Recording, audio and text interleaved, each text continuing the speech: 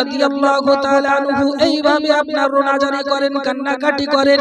হযরতে আলী রাদিয়াল্লাহু তাআলা আনহু কান্না করতে করতে আলীর চোখের এক ফোঁটা পানি রাসূল পাকের চেহারাতে পড়ে গেছে।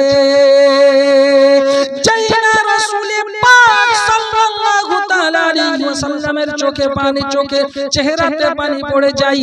নবী আমার চোখ দুটো খুলেছে ভাই।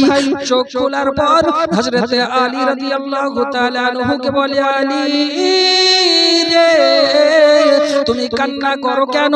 কোন এমন ব্যথাই তোমাকে কান্না করিয়েছে? কোন যন্ত্রণাই তোমাকে কান্না করিয়েছে?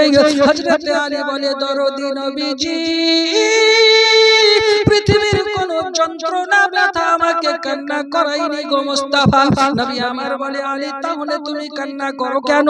ইয়া রাসূলুল্লাহ, ইয়া হাবিবাল্লাহ, জিন্দেগিতে এক ওয়াক্তের নামাজ কাজা হয়নি, আজকে আলীর আসরের নামাজ কাজা হয়ে গেছে।